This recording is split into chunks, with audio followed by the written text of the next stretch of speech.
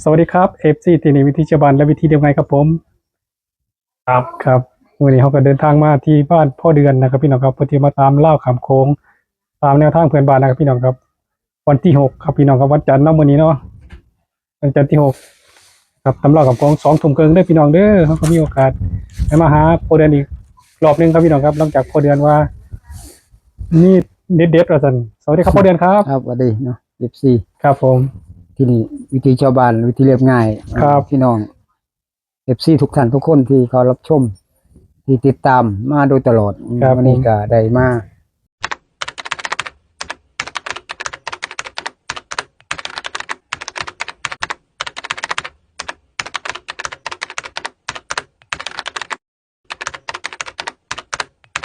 หาแนวทางให้นั่นแหละก็คือเราพัฒนาเมื่อแรกนี่ก็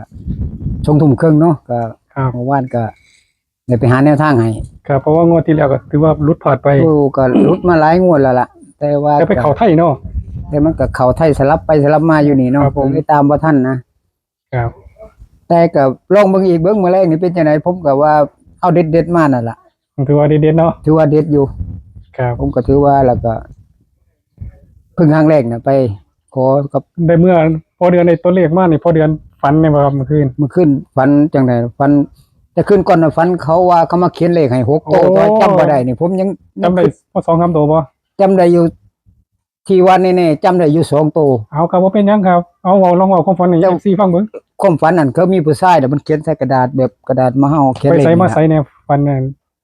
จักว่าไปใส่คนมันหลายเนาะ ครับ มันมีผู้ชายน่ะเพิ่นเขียนเลข6โตวให้เลยเด้ อื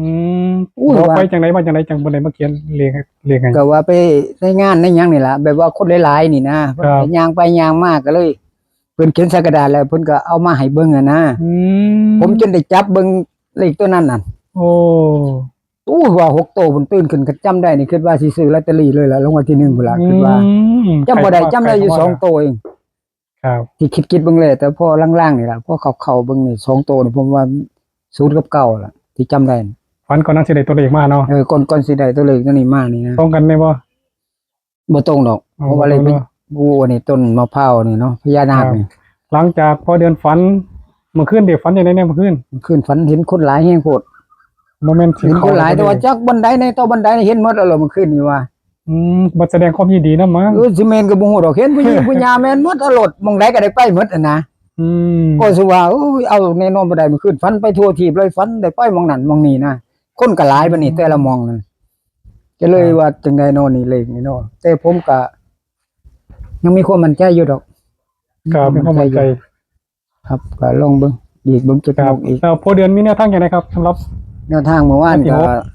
เนาะก็ได้ยินหมอน้องมันดังๆแล้วหมอมาบอกว่านี่ มีคนมาบอก มีคนมา ก็ บ นี่ อก คือ ว่า ความจริงเลยนะ อยู่เฮือนเพิ่นน่ะ เนาะความจริงเนาะ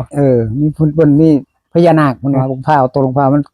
ขึ้นมาออกมาเป็นพญานาคเพิ่นว่าเป็นรูปพญานาคผมก็เลยไปเบิ่ง ครับนี่คือความจริงแล้วท่านเนาะ ตอนนี้เป็นเรื่องจริงไปเบิ่งก็ได้ตอนนี้ก็มีอยู่ยังอยู่ โมเมนต์ความฝันเนาะ บ่แม่นความฝันไปเบิ่งเดี๋ยวนี้ก็เห็น ครับมีพี่น้องคนมาบอกว่า พี่น้องเป็น มีต้นมะพร้าวคล้ายกับงอนพญานาคบอก ใครมวนพญานาคมันมีอยู่ ครับ สองหัว อ๋อ โอ้งามแฮงผมว่าอู้ วัดสนิท คล้ายๆว่ามันอ้าปากเลยนะงอนมันมีงอน7หัวเพิ่นสินับอะ โอ้พอเดินไปนับเราได้ พ เจ็ด ญานาค หัว 7หัวนั่นล่ะ โอ้ 7เสียนแหม เจ็ดเสีย โอ้ผมว่าผมก็เพิ่งเห็นนี่ล่ะ ครับ เลยไปว่าเป็น พอเดิน ข ได้ อโชคขอลาบ ได้ถ่ายรูปไปว่าเอามาโชว์เนี่ยเอามาเบิ่งในอยจังหน่อยได้บ่ อันหยัง รูปต้นมะพร้าวน่ะ มันก็อยู่ในโทรศัพท์ที่ เอา ถ่าย มาเบิ่งยังว่าไกลๆกล่อง โทรอันนี้เนาะเดี๋ยว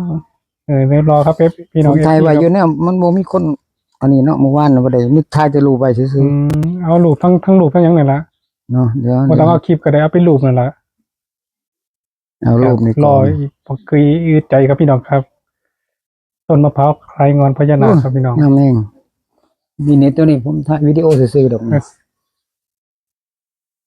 ตัวนี้ ถอยอีกหน่อยนึงถอยอีกหน่อยนึงถอยออกอีกหน่อยนึง เดี๋ยวจะเอาเป็นรูปนิ่งบ่ตัวนี้รูปนี้โอ้ยสู้ อ่าถอยอีกออกหน่อยนึงนั่นละนี่ครับ คือเป็นต้นมะพร้าวออก ถ่ายพญานาค คล้ายงอนพญานาคเนาะโอเคก็ไปกองนั้น บ่เป็นหยัง ครับ มีสองภาพนิ่งก็ได้มีอยู่ภาพนิ่ง เอามาตอนนี้ไปจากไหนมาจากไหนเนี่ย มันก็เลยได้ไปขอน่ะล่ะขอโชคขอลาภ ครับ บางเทื่อบางที่อาจสิให้โชคให้ลาภนะก็เลยพา ครับ เขาไปเมื่อวานนี่มีไปหลายคนอยู่ดอก ครับผม 4 5 6คนพุ่นละเลยลองเบิ่งหน้าว่าครั้งแรกนำนั่นล่ะ จุดทูบ YouTube มงคลเอาก็เลย อืม ขอกับปู่พญานาคนั่นล่ะ ครับ เพิ่นพญานาคนั่นล่ะพญานาคนาคานั่นล่ะ เอาได้ตัวใด ได้เมื่อวานเนาะนี่ล่ะผมก็ ครับพี่น้องครับเตรียมแคปเลยครับพี่น้องครับ เก็บไว้แน่เด้อไว้เบิ่งซื่อๆดอกบ่ต้องลงทุนหรอกเพื่อมันบ่เข้า อ่า นี่ก็คือซ้ำนี่ล่ะเมื่อวาน ลองอธิบาย ไป ให้ ขอ พี่น้องฟังมึง นี่เนาะจุดธูปมงคลก็ขอกับพญานาคนี่ล่ะปู่พญานาคนี่ก็คือได้584 ครับ 584เลข3โตวผมก็เลยตัดจับคู่ให้ก็คือ84ตัวนี้กับตัวนี้4884นี่ล่ะกับ58ตัวนี้กับตัวนี้เนาะก็54ตัวหน้ากับตัวหลังนี่ตัวนี้ ถูกชัดเจนเนาะ ถูกชัดเจน ที่ แต่มันออก5น้อยแล้วล่ะเมื่อคืนนี่ ออกไปแล้ว ออก54ไปแล้วเมื่อ เอ คืนนี่ มันจะบอก นั่นแหละ เกินบ้านเฮามื้อแรกนี่แหละ หรือว่ารัฐบาลนี่ลาวพัฒนามื้อแรงไปสมมุติบางเทื่อมันมาออกอีกก็ได้เนาะ ครับ แต่เมื่อวานก็ออกไปแล้วห้าน้อยประมาณ ไปเอานี่มีปฏิกิริยาหรือมีหยังพิเศษได้บ่ ผมก็มีความมั่นใจอยู่ได้ เดี๋ยวนี้แหละ คนขิงลูกบ่ฮือจังได๋เพิ่นมาตองมาหยังได้บ่ ผมก็ฝันคือผมว่านั่นแหละมันเฮ็ดจังได้ไปใส่คนหลายแฮงไปหม่องใดก็พอแต่คนเนี่ยว่ามีแต่คนหลายๆนะก็เลยผม บ่ ว่า ตอนที่เฮาไปจุดธูปไปขอนี่นะมี แต่ก็คิดได้เพิ่นว่าตอนเช้ากับตอนเที่ยงก็ไปเลย บ่มีหยังผิดปกติหยังในบ่คือจังได๋ ผมไปเบิ่งก็ตรงนั้นก็มันก็เป็นตาอันนี้อยู่คนคิงลูกน้อยๆผมคิดว่า ตอนในลักษณะพี่พอเดือนลงไปเอานี่มัน เออ เพิ่นมาตองมาหยังเฮาบ่มัน แต่เมื่อคืนเนี่ยผมก็ว่าความฝันเนี่ยผมว่าก็สิน่าสิ บ่แม่นความฝันนะเอาความจริงที่ ความจริงบ่ เฮาไปอยู่ใน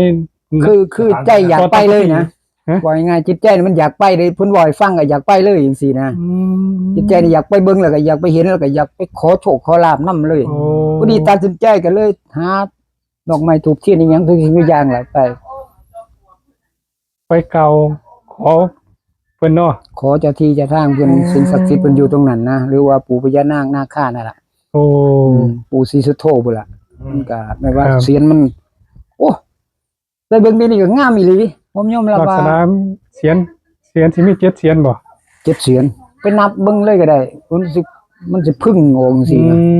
ครั เป็ บ นหัวเป็นโอ้เฮ็ดคือเป็นพญานาคแฮง โอ้ ต้นมันใหญ่ตัวเตี้ยๆซำนี้เอง อืม เพียงท่วมหัวเนาะต้นมันหนาบ่สูงว่าเพียงเอิกนี่ ค มั้ง รับพี่พอเดือนก็ได้จุดธูปบอกเก่า เนี่ยให้ FC ลอง จุ เบิ่ ด ง ธูปบาง แร คน ง จุดเชียงไทยขอเพิ่น ข เนาะ อเลขเด็ดขอโชคขอลาภนี่ล่ะเราพัฒนามื้อแรงนี่ว่า ครับ ขอให้ปัง ไป ขอให้ เพื่อนบ้านมื้อแรกเลยเนาะ แม่นมื้อแรงจังได๋ก็พี่น้อง FC เบิ่งแล้วก็มักเด้อจังค่อยตามเด้อสิหาว่า เดี๋ยวลองกันแป๊บนึง เลขความฝันที่